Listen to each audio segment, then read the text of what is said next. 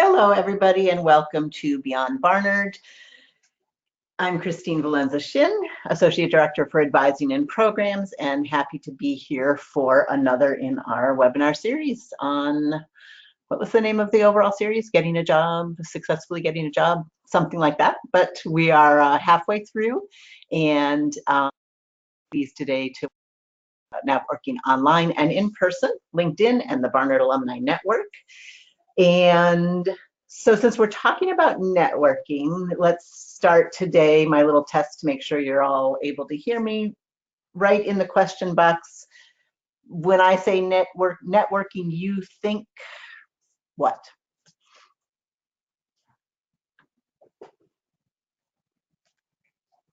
Could be positive, could be negative. Making connections, says Irene.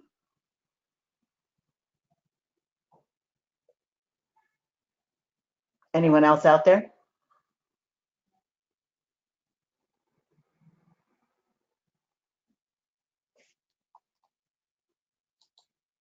Meeting new connections, says Eunice.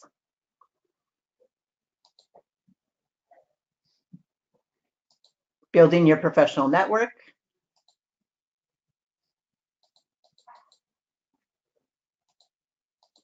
Excellent. Okay, all good. Sounds like all systems are go. So let's get started. So today we are going to look at networking via LinkedIn, and then take a look at the Barnard Alumni Network, and then talk some about in-person networking.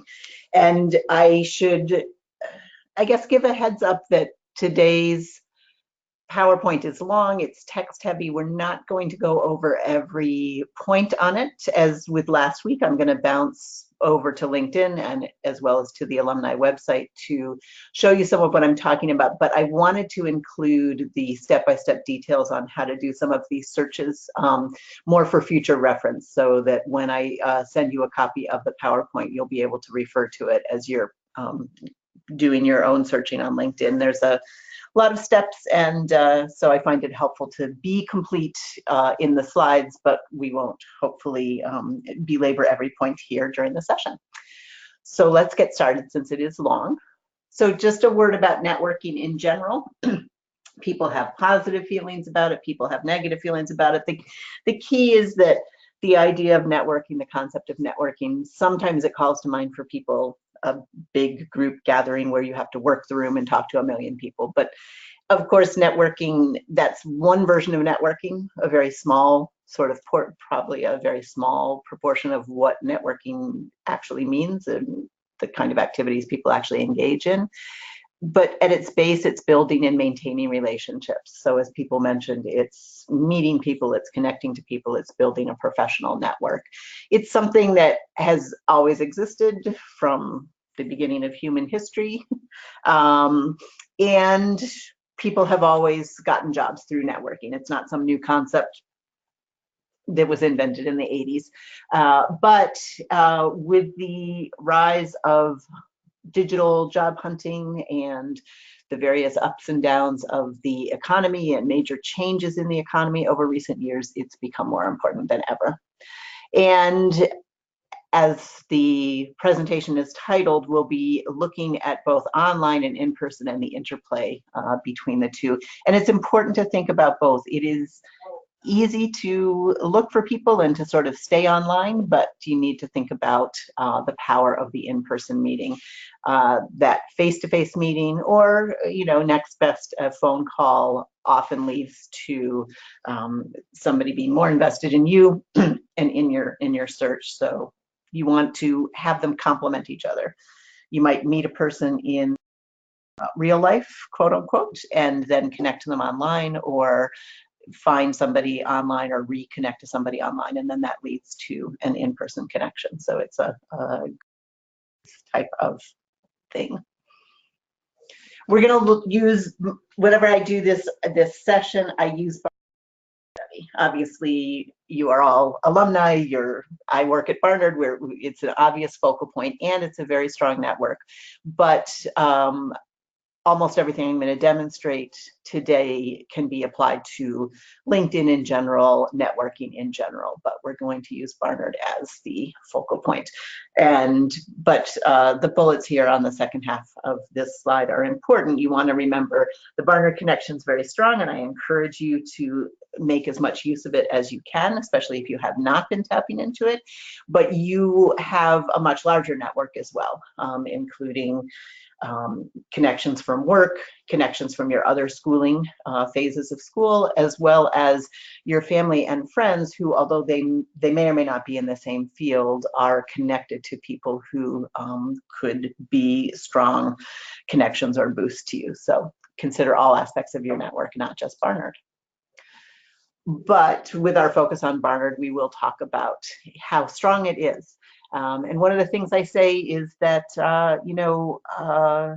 Barnard students come and go, alumni are for always. But even if someone had a negative experience or, didn't love being at Barnard, there seems to be throughout most of the alumni body a real strong pride in having graduated and a strong connection to the college and to each other. So it's definitely something to take advantage of. There's many reasons why Barnard women are invested in the network and invested in helping each other. And so it's a welcoming network. You will not hear back from everybody, but one of the beauties, especially if I think online connecting, is that if someone is too busy or is not interested, they just won't get back to you. But if they do get back to you, they are interested. They are generally committed to helping out. Or, they're a super nice person, in which case you can take advantage of that. So, okay.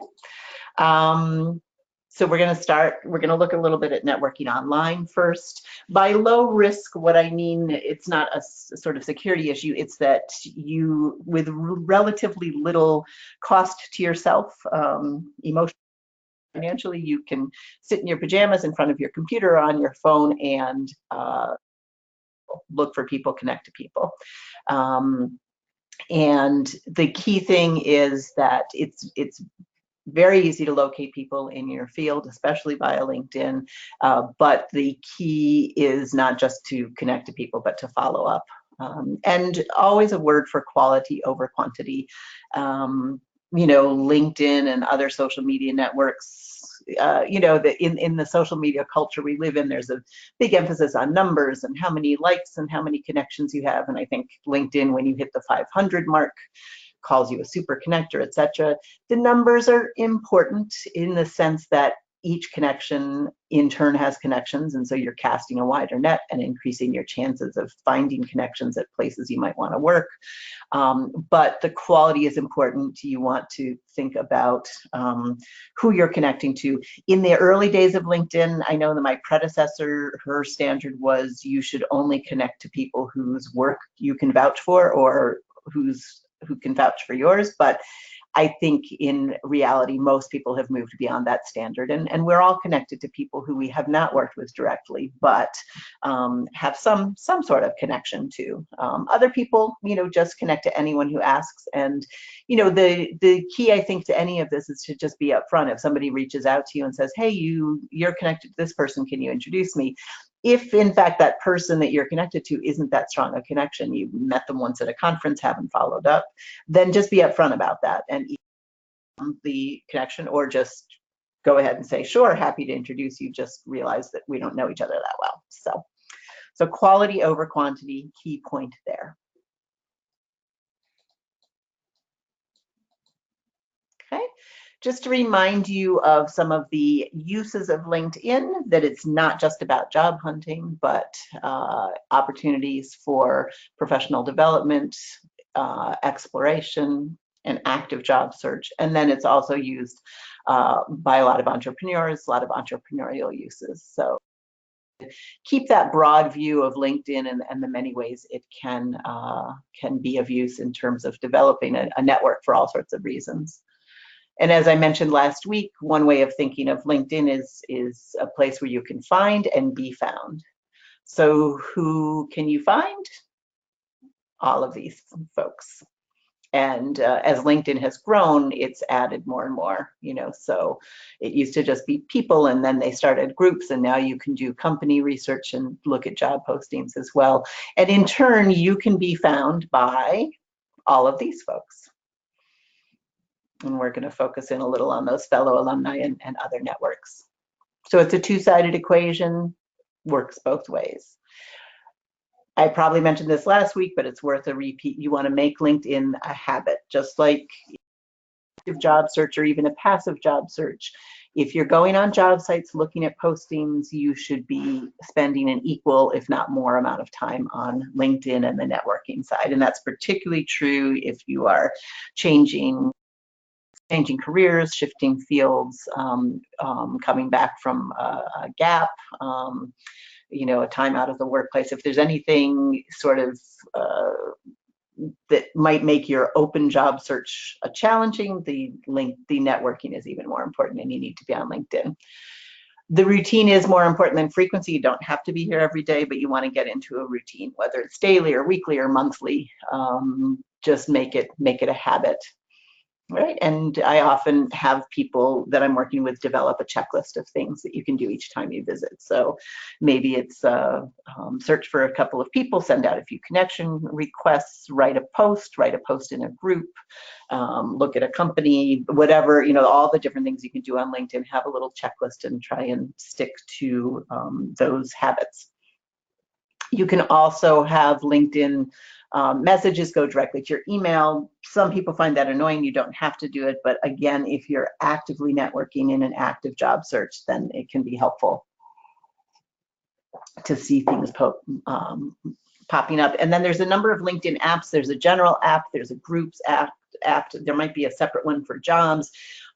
Certainly download them, test them out. I have found their app not as, I don't like it on the phone a whole bunch, but I know other people use it successfully. So test it out and see what you find.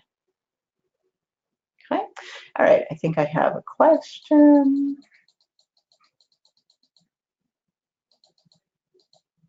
Okay, let me see what's going on. I've noticed people sending me LinkedIn connection requests without a note who I don't know. I've never accepted these in past, but wondering, since I'm now in a job hunting phase, if I should. I'm not clear what they're connecting to me for, though. Yeah, that's an interesting question. When you get a request without a personal note, and I'm going to make a big plug for the personal note in a few slides. I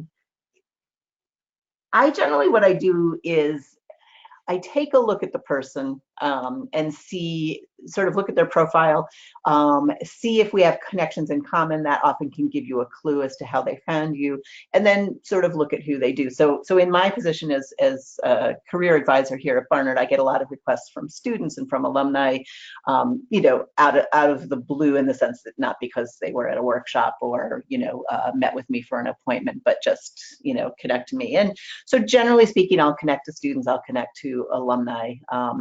I also get a lot of connection requests from fellow advisors. So if they're in higher ed, I generally will connect. If they're a private coach or a counselor, I'm somewhat more hesitant, because a lot of times they're looking for an entree to sort of sell their services, and sometimes we'll bring in an outside speaker, sometimes not, but I have plenty. So I sort of do it on a case by case. But if you can't see a connection, if it just seems completely random, then there's no particular need to connect to them. But if you have common connections, etc., you could. So. And you can disconnect from people, and I believe it's true that when you disconnect from them, they don't get a message or anything. So I don't think you need to worry about that. Okay, we have another question along the line. Sometimes folks are looking for new clients, like cold calls. Yeah, and that's a really good example of, it could be headhunters or recruiters. It's often people who are selling a book, selling a service, in some sort of practice or something related professionally. And again, you may want to connect to that. You might want to avoid it. It's kind of a case by case kind of situation. And you also, you can connect to them and then opt out of it if you change your mind. Okay, I wanted to say a few words about groups on LinkedIn before we dive into the different ways to search for individual connections. These are discussion groups. and basically people post questions, topics, promotions, etc. And then others reply. Sometimes they do, sometimes they don't. And most people belong to a combo. Sorry about the cough. If you look at most people's profiles, a lot of them belong to their college or graduate school or high school alumni groups, and a lot of them belong to professionally based groups. So that's often a sort of basic strategy, and then there can be other interest groups as well. If you're interested in joining a group, you can click on it and see their profile page.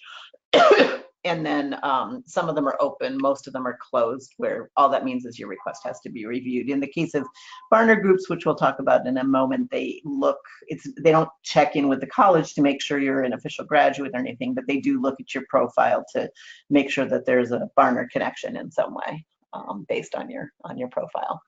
So it's interesting, groups on LinkedIn was promoting them a lot and then kind of seems to be backing off. And it seems to me every time I go to update this PowerPoint, and sometimes when I just am on LinkedIn trying to show something to somebody, they've changed how this works. And the same thing is true today. So there's two basic ways to find groups on LinkedIn. And this second one, the browsing groups recommended, for some reason I can't get this feature to work on my account. It may be a feature that's been taken away, or there might be some weird thing about my account, but I checked the LinkedIn help section and they had this advice on, they had this feature listed as of a month ago, so I'm not sure if it's another thing that's in flux, but I switched the order so that you could search for groups by name or keyword. So let's actually hop out of the PowerPoint for a minute and go to LinkedIn, and I'll demo some of this stuff. All right, and there we go. So here we are back on the home page of LinkedIn, and the key to what we're looking for today is going to be this search bar. And so the way you find groups is you actually have to start with at least some. So back in the old days, groups used to be listed right here and you could go straight to it. But now you actually have to start by putting something in of interest. So a keyword or the actual name of a group if you've seen it on something. So I'm going to put in Barnard, and what you need to do is, it gives us suggestions. You need to sort of click out of that. Wait, sorry. You have to hit return or the blue magnifying glass over there. And now you get a list of anything Barnard related, but they're not specifically groups. And to find the groups, again, groups used to be featured prominently here. Now it's people, jobs, content. And now to find groups, you have to click on more and then go to groups. And then that brings up any group that has Barnard in the name. So this is the largest one, Barnard College Alumni and Affiliates. As you can see, it's got over 5,800 members and it's growing, relatively active. I'll talk a little bit about some of the more active alumni networking is going on Facebook, which I'll talk about a little bit later. So let's take a look at this. I just want to show you how this works. So I'm a member. If you're not a member, you would get a button over here that would say ask to join, but it would give you a profile, okay? And I should make a point that, this is Lisa Lynn, okay? She's the owner of the group, and so it's important to know that we don't run this group, the college doesn't run this group, it's an alumni initiated group, and I, as you can see, I'm a manager on it, but Lisa is the owner. So if we go back, and so this is where the discussion takes place. So somebody posted just 2 hours ago looking for editors and writers in the Washington, Maryland, Virginia area. And you can see people, asking all sorts of things. A lot of it is advertising, sort of what they're working on and connections. People post jobs here, etc. Okay. So just to get a sense of how that works, you can see all of the members, all right, but you can't, let me see if you can search. I'm curious if you can search. Yeah, okay. So You used to actually be able to search the group using keywords. Now you can only search for someone's name. So if you wanted to, I could search my Barnard roommate. I don't think she's on, so she's not on. But if you were looking for a particular alumna to see if they were in the group, you could search here. Okay. All right. So, and then I'm not going to show you that other method because it's not working on mine, and hopefully it is working on you. Well, actually, I should show you.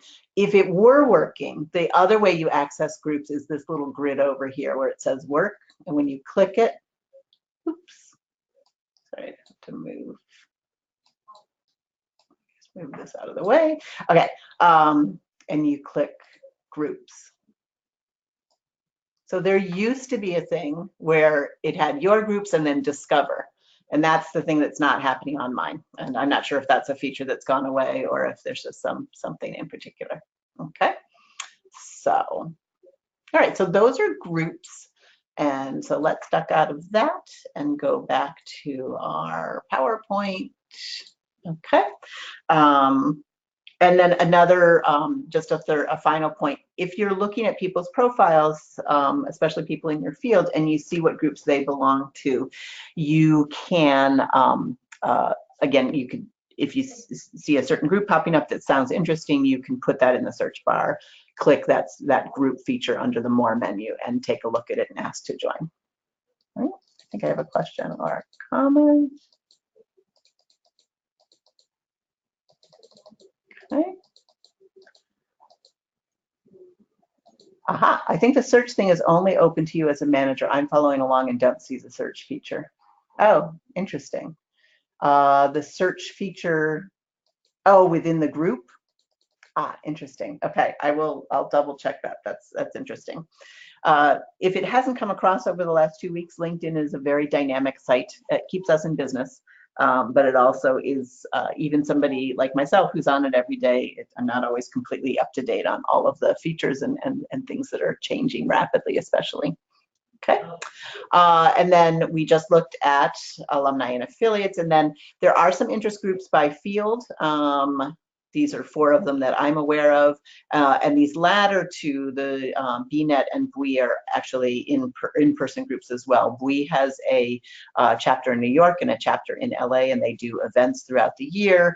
And the Barnard Entrepreneurs Network is, for the most, the in-person stuff's based in New York, but all of these are open to, the LinkedIn groups are open, and you can use that as a tool to connect with other people in the group. And if you want to start a chapter where you are or otherwise get involved, that's welcoming. And then just this last point is important, is that you're not just a Barnard alum, you are an alum, a graduate of Columbia University, which has many LinkedIn groups. You are a Seven Sisters graduate, you are considered an Ivy League graduate. So take a look at those types of groups as well. They can be helpful. Okay. So we're going to take a little look at finding Barnard connections on LinkedIn. So one of the first things that will happen is, as soon as you start your account on LinkedIn, or most of you, I think based on the survey last week, already have LinkedIn accounts, LinkedIn's going to generate suggested contacts on a regular basis, and many of them are going to be Barnard, because that's an important part of your profile. So if you get suggestions of Barnard people, you take a look at their profile, see who you share contacts with, and then you make a decision, you know, whether to connect or not, and it's completely up to you. And again, just my little mantra, quality over quantity. Okay. So one of your task lists, one of the main purposes of LinkedIn is to grow your network. And so you do want to be steadily adding contacts. These are what are called first degree connections. It means that both of you have to agree to be connected or to be a contact, similar to being friends on Facebook. And if you're actively trying to build your network, or relatively new to LinkedIn, or trying to build your network because you're, you know, coming up on a change, trying to diversify, there's all sorts of things you can use to jog your memory. All right, and it may, you know, it's every once in a while I'll be on Facebook and I'll realize that, you know, like, oh, I'm Facebook friends with this person. Am I connected to them on LinkedIn? And that can be, you know, helpful. And so those of you who are on Twitter and Instagram and other places where you're developing connections, again, they may be in your field, they may not be in your field, but they may be an interesting person to connect to. They may have interesting connections in turn. So. And I will say, actually, if I'm just looking for someone personally, like a past person, not for work-related reasons, but just gee, I wonder whatever happened to her, I actually find the LinkedIn search tools a little bit better than Facebook. Facebook, sometimes it's hard to find people and narrow it down. I'm not sure. I'm not actively involved on a lot of the other social media sites. So, but I do find LinkedIn search, even if I'm looking for someone personally rather than professionally, can be pretty helpful. Okay. All right. Oh, and then send a customized connection request. All you have to do when you send a connection request on LinkedIn, they pop up a menu and say, do you want to personalize this? Just 1 or 2 personalized sentences. You always should do that. And you don't need to get into anything long-winded. You just want to basically just want to say why you're reaching out to them. How did you find them? So fellow Barnard alumna, we both know Christine, we both used to work at company X, whatever the connection is, and just leave it at that. You don't have to say anything else, and, you know, besides would love to connect here at LinkedIn, which I think is automatically generated. And then if they connect to you, then you proceed with a more, you know, detailed ask, which we'll get to in a moment. Okay. So how do you find new Barnard connections? I mean, you obviously can be looking for your old Barnard connections. You probably already have some on. So these are people you already know. But now we want to expand this and we want to use LinkedIn to look for Barnard alumni in our field or in a field of interest. So there's 3 main methods. There's something called career insights, there's filters, and there's Boolean searches. And this is where the slides get really detailed. So I'm actually going to duck out and demo. And then, oops, okay, why did I do that? All right, okay, sorry, I got distracted. Oops, okay. LinkedIn, and I'm sorry, okay. So the first way, the best way of looking for Barnard alumni is through something called Career Insights. And the way you get to that is you have to type in Barnard College and you have to actually go to Barnard's company page, which is this with the Barnard seal. All right, so this is the official company page, which is a profile of Barnard and links you to the website, etc. What we're interested in this is the Career Insights. There are 21,061 plus people on LinkedIn who have identified themselves as graduates of Barnard College. And you can either click see Career Insights or see Alumni. It brings you to the same place, which is this filter. Okay, so if you're sort of browsing, these columns can be really helpful. All right, so one way you can narrow this down is to look for alumni in a particular area. Okay, and always you can show more. All right, so let's say we wanted to look for alumni in San Francisco, and we specifically want people who are in education. All right, and then there's a whole other page. All right, so far we've got education, San Francisco, and we specifically want to look at people who majored in history, and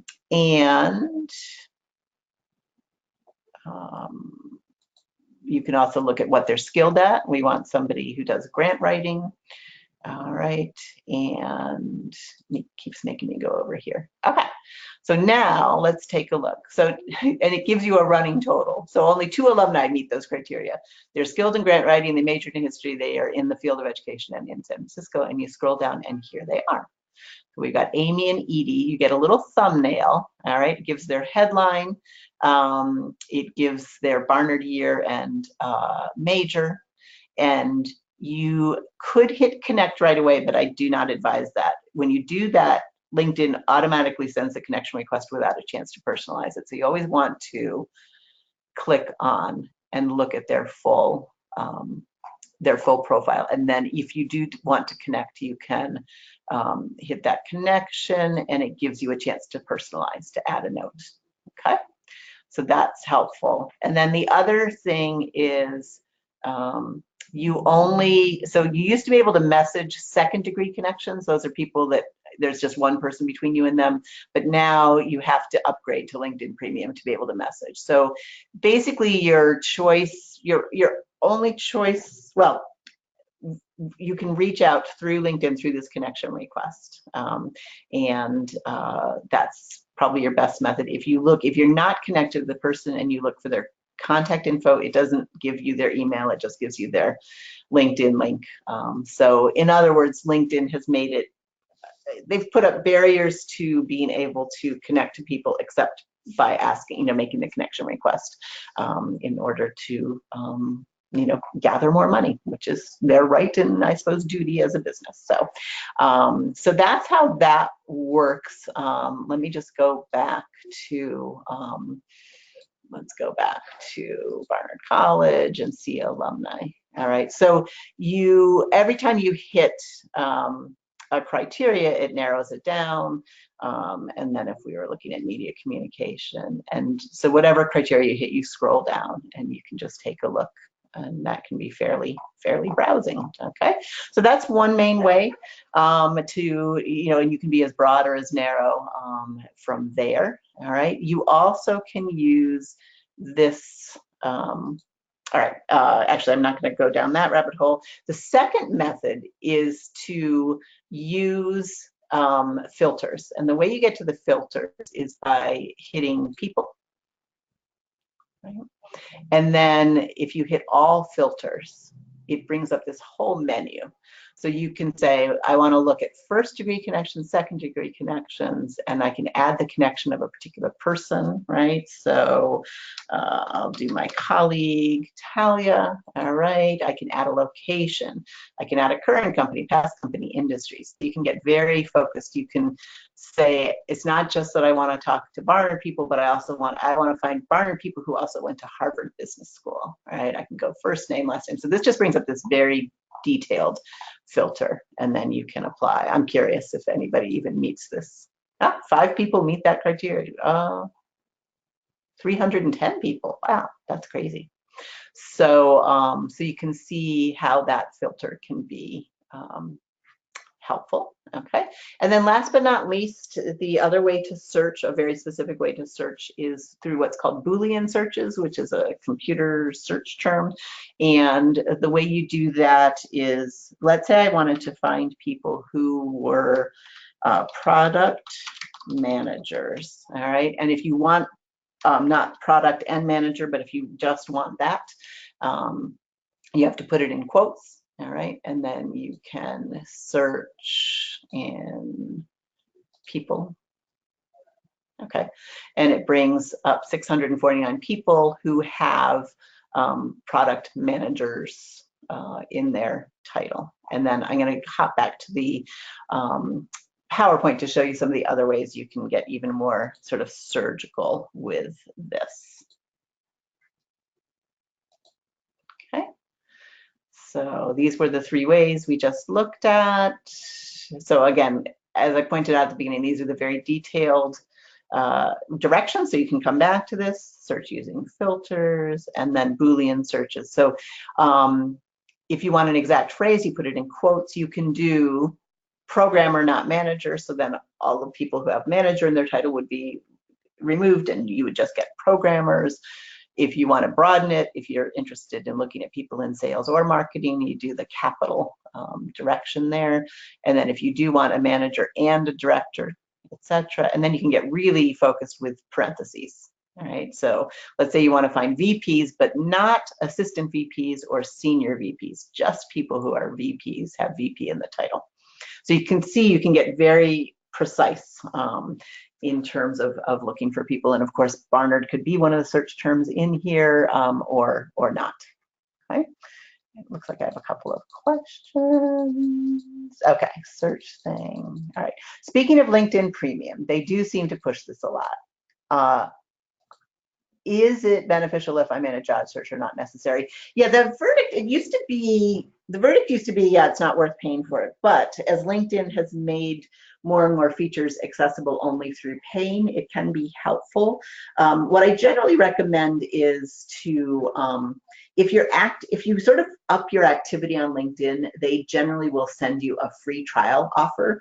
So if you're not in a huge rush, you might want to just be active on LinkedIn for a week or two and see if you get one of those offers. And then, like other free offers, I believe you have to enter your credit card information. So just make sure you put a note in your calendar to quit before they charge your your credit card after a month. And so that way you could try it out. You also could, you could go ahead and pay to try it out. You can always, withdraw. I'm trying to think what the main, that's actually a great question. I usually Google that before I give this presentation to sort of see what the latest wisdom is. There is just a list of things you get access to through paying. I suppose being able to message a second degree connection could be helpful without having to connect to them first, because some people might be more likely to answer a message in LinkedIn than they are to go ahead and make that connection, although I think that's become pretty normal. So I'm not really sure if it's, you kind of have to decide for yourself if it's worth it, but also Google that question. Is it worth paying for LinkedIn? And then don't click anything that's from LinkedIn, because the first things that'll come up will be, I'm sure LinkedIn sponsor things, but what you're trying to find are people sort of outside of LinkedIn who just kind of, guide and commentate on LinkedIn. So, okay.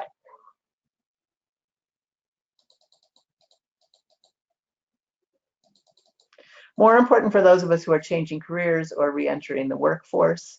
It might be, because if you're coming back after a gap or you're changing gears, your network might be smaller, or it might not be as apropos, and so you might want to look at some of the features and see if it will help you build the network. So, all right, so that's sort of an initial tour of LinkedIn, and I'll repeat what I said last week about the profile, is that I'm happy to do LinkedIn search tutorials with anybody who wants to come in or hop on a phone appointment. It's something that I will do. Again, those appointments actually, even if you are nearby, are easiest if you're sitting in front of your computer and I'm sitting in front of my computer, so it's a good opportunity for a phone appointment. But if you're having trouble, but feel free to go back and refer to the directions here on the PowerPoint to get more adept at searching if you're not a pro at it. Okay. All right, so let's talk a little bit about the Barnard Alumni Network, which is an electronic community accessible via the Barnard Alumni website. And so there's a whole part of the website that's available without creating an account and logging in, but then a lot of specific things to sign up for events or to have access to the alumni database for networking. You need to create an account and sign in. On the positive side, the database of alumni is continually updated. Whenever we hear from alumni, whenever Alumni Relations or Development hears from alumni and gets updates, they try and keep on top of it. But the downside is the search tool for this database is not as refined as LinkedIn. So this is a resource, but it's not going to be as good a resource as LinkedIn. LinkedIn, for two reasons: people tend to keep LinkedIn more updated than they do their college, as a general rule, and the search tools just aren't as refined. But it can be a helpful resource, especially if it can be sort of a backup to LinkedIn, or it could be an additional way to find some people that aren't there. So let's hop back out and go over to, I want to show you how to find this. So this is actually the home page for the whole college, the barnard.edu, which I hope you all have been to. And it's a little, when they redesigned the website, they made it a little harder to find alumni. So in case you were looking for it, it's under this menu up at the top, and you click on alumni, and it takes you to the Barnard alumni site, which is ourbarnard.edu. And so this is the home page, all right? And so you can look at upcoming events. Hey, look, there we are. there's all sorts of information, and then, ooh, look, oh, that's cool. I didn't realize they put a tab right here. So Find Alumni is featured right on the home page. And at this point, I'm already logged in. If you weren't logged in, it's going to either bring up a, it's either going to bring up the login or have you register as a first-time user. All right. And the key to that is if you run into any problems, email or call Alumni Relations and they will walk you through it. So if you don't pop up, if your name doesn't pop up, if you're having trouble creating it, or if you created an account long ago and can't remember your password, there is one of those, you know, get a password reminder, etc. But if you run into any obstacles, Alumni Relations is happy to help you. The address is ar@barnard.edu. AR standing for Alumni Relations, and then the main phone line is 212-854-2005 if you run into any issues. So what we want to do is click on the career directory. Okay. And oops, I was wrong. It is making me log in. Okay, so I thought I was logged in, but I'm not. Okay, so once I'm logged in, I can do a career search, and you can use any of these filters. The one key to success is to not use too many filters, right? So let's see, so you can, at most, I would start with one or two things. So I'm going to click writer, and I'm going to click, oh look, they took away. Well, that's so weird. See, this changed. Used to have field. All right, interesting. All right, so now we just have, and let's say we want to look in Arizona. Okay. So you click, and there are no writers in Arizona. So let's modify our search. We'll click writer. We'll unclick. See, this is the problem. One of the things that makes this clunky is it's really hard to unclick. So actually, let me do this. Search, and then new search. And actually, let me just see if clicking advanced search brings up. Nope. They seem to have taken out the field. I'll have to check with them about why they did that. All right, so let's do something. Let's do artist performer. Let's just do artist performer and not put any other criteria on it. And you get 379, so that's a little prohibitive, right? And then you can see here you get a little thumbnail, all right? You can click on the person, all right, to find out more information, right? And see, for instance, if they've listed their email, which they haven't, all right? But even if they haven't listed your email, you can click the send email and the college will forward an email from you to whatever email they have on hand. So you can see where it's a little bit clunkier than LinkedIn, just in terms of the filters and things like that. But it is possible, you know, if you haven't been able to reach them otherwise, this email feature could be helpful. So we like to let you know that it's here, but we try and manage your expectations. Okay. All right, so let's go back to the PowerPoint. Okay, so those are the directions there. All right, great. Okay, so let me see if there's any questions.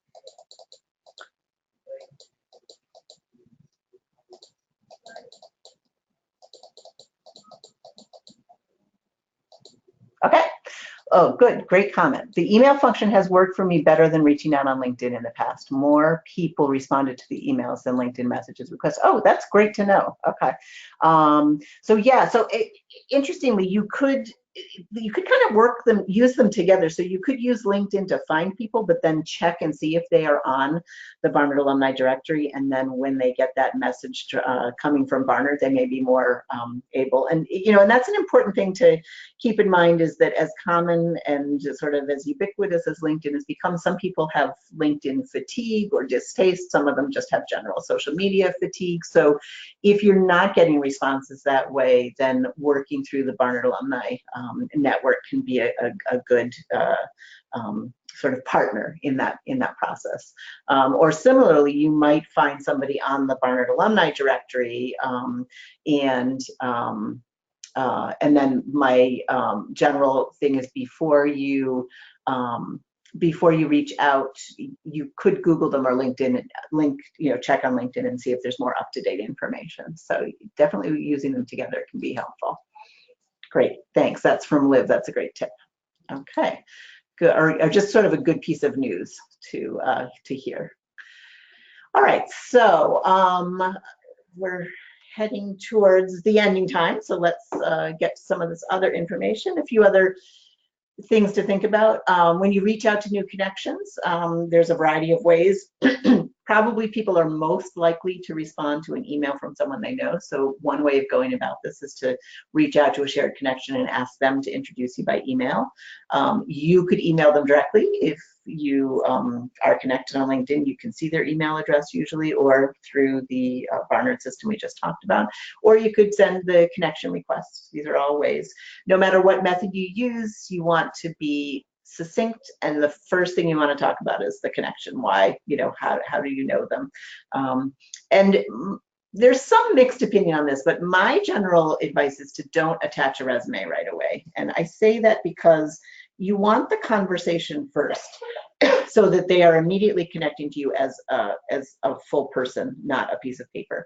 The exception, now, you should have a resume ready, because sometimes when you reach out to someone, they'll say, sure, send me your resume before we talk or whatever. And so you should have it ready to go. But generally speaking, you don't want to lead with the resume. Opinions differ. You do want to ask for something concrete, and that's almost always a conversation. So you could call it an informational meeting or interview. You could ask for a specific piece of advice if that's why you're connecting. You don't want to lead with asking for a job or a job lead. Mostly, partly that people are put off by that, and partly because most people on any given day don't have a job or a job lead. So what you're looking to create is the relationship, the connection, which could then potentially lead to another connection or job lead, right? So high value connections. So I had a young alumna last year who not only found a Barnard alumna working at the ACLU, but found a Barnard alumna who was the head of the division that she wanted to apply to and that she was looking for her dream job in. So that's what we call a high value connection. And this is where you want to think a little more strategically about how to connect with them.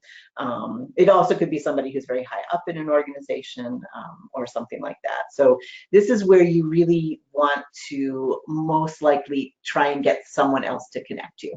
Find someone you have in common and either get that connections, advice, or get their cooperation. But then once you do have, if you are lucky enough to have that person connect you by email or by LinkedIn, then you can follow up in the traditional way. And again, the question of whether you attach your resume or not, in this case, you could maybe make an argument that you would want to, but and certainly if requested, but otherwise you still could just use your email to introduce yourself and then be ready to produce the resume. So, okay. All right, and we have another comment. Oh, sorry, the question feature seems to be frozen. Okay, I'll come back in a minute and see if I can get that to work. Okay, I did want to give a shout out to a tremendous amount of work, networking that's going on Facebook. So Lisa Lynn, class of '98, same alumna who started the LinkedIn group many years ago, 2 years ago started a private Facebook group, and it's really taken off. There's tremendous activity each day there, and some of it's around job postings and people seeking advice. It's wonderful. Some of it is, I'm traveling to Spain, give me recommendations. There's roommates, there's moving to a new city, tell me what to do. So there's all sorts of activity there, and it's a very useful place. You can join, you can read, and then think about, if you want to make a sort of very specific request or a more broad request. It's a private group, not to be, it's meaning to be exclusive. The idea is that it's a closed group. You can only be part of it if you're a Barnard senior or a Barnard alumna, and you have to be invited in. You can't search for it and click to join. You have to be invited into it. So there's two ways. There is this form that I'll make sure that the link is active when I send you the copy of the slides. I'll also probably put it into the email so that you can go directly. It's a simple Google form you fill out, and it goes to Lisa, and she can admit you. Or if you have friends, Barnard friends who are in the group, they can invite you to join it. But you have to be friends with them on Facebook first. So, so there's two ways to get in, and I definitely recommend it as a hotbed of Barnard networking and support. Okay. I'm going to zoom through the rest of this and then circle back and do as many questions as I can. All right.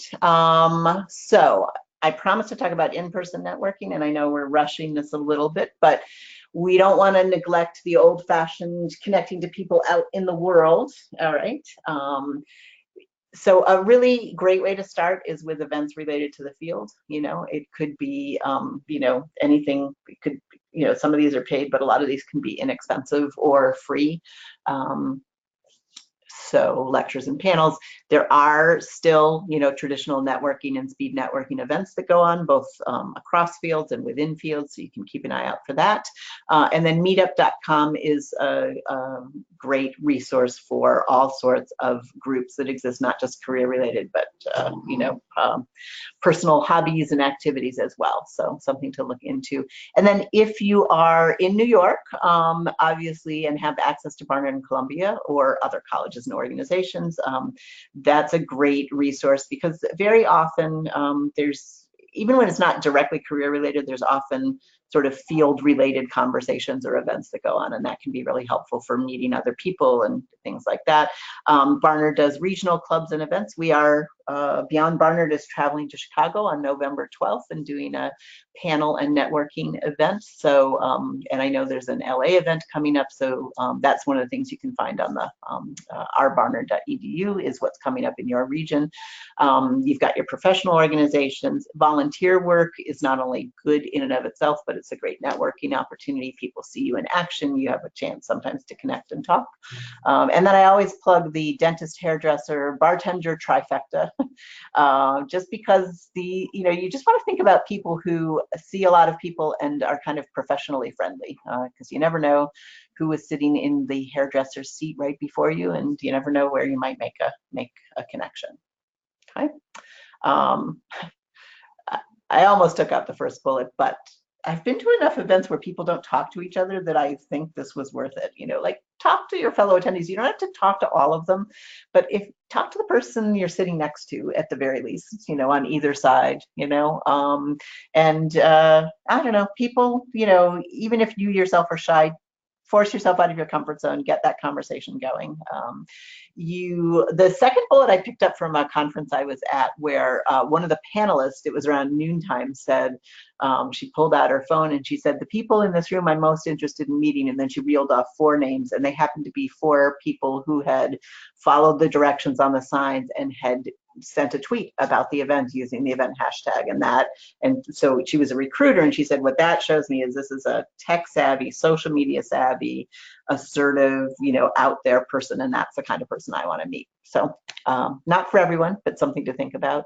And certainly you can introduce yourself to the speakers. One tip is sometimes it's easier to meet them before than after, when everybody else is mobbing them. All right. And for my introverts out there, the large group thing, you don't have to do it all the time, but if you do, you might want to think about volunteering for a specific role at the event. That often makes introverts sort of more comfortable in a large group. You do still, business cards are less common than they used to be, but they're still around. But there's other ways of trading contact information. And then the key is following up. So you've met someone in person, you can connect to them, or you can email them for something specific and take it further. So it doesn't have to be a super long interaction in person. It can be if you hit it off, but it can be a quick, talk to each other, get contact information, and then follow up. Okay. When you do get to that informational interview, just a couple of things, tips here, and I'll sort of emphasize I do strongly believe you want to try and get them talking first so that you have a sense of who they are, what their path has been, and it just makes it easier to then make your ask and sort of tailor your ask to what he or she can do for you. And then, your goal ideally, it'd be great if you walked away from every informational interview with the job lead, but it's unlikely that that's going to happen every time. But at the very least, you want to walk away with something else to do, another person to talk to, another organization to look into. And if they do offer to make that connection, absolutely say yes, even if you're not 100% sure that it's up your alley. And then if not, you can go ahead and ask for that, especially if you've had a good conversation. It's okay to ask and say, do you have anyone you could connect me to? Or you could do that afterwards when you connect on LinkedIn and see that they have connections where you are interested in working. You could ask for them to make that connection. Okay. Following up. All right. And I guess just the third point is worth emphasizing in particular, which is no matter who you talk to along the way, they are always really happy to hear from you at the end of the process. And I always talk about this as it's a sort of positively rewarding good networking behavior. So if somebody helped you out along the way and was willing to talk with you, answer your questions, then give them a boost for that, and thereby increasing the chances that they'll continue to help people, and they may be able to turn to you at some point in the future and ask you for help. So it's all good. Okay. And then just a few tips on maintaining relationships. All of this is, don't do this too much, but you can certainly update, you can pass along things of interest. You just don't want to be constantly bombarding people. And the last point is also important, is that you may in turn be able to provide resources and assistance. So keep it in mind when you can offer that and help. Okay. So we've just got a couple minutes to go. And again, sorry for the density of today's session, but hopefully there's a lot of good information in here. Coming up next, we're going to look at interviewing next week, and then negotiating. And then once you get the job, how do you manage your ongoing professional development? And as always, counseling appointments are available by hopping on Handshake or calling the office.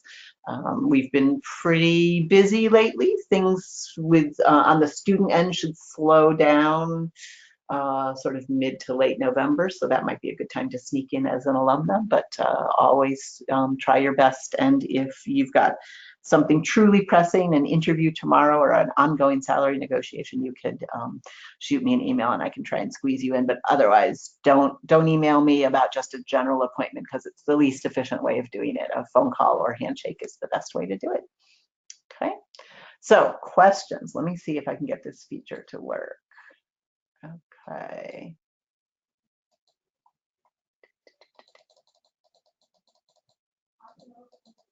Okay, great. So we've got Liv's comment that she's found it really helpful, the Barnard Alumni Network, and she further notes it typically goes to their primary email, which is true. Often alumni will share with the alumni, the email they share with Barnard is their sort of primary personal email, or sometimes they prefer professional, so that's good. And then just a nice compliment. Good session, thank you. I've just been skimming LinkedIn and not getting that much out of it. Okay, good. I'm glad to, I hope other people felt like they got a sort of more in-depth look at different ways you can use it. Thanks for joining us, and we will see you again next week or in one of the future sessions. Take care.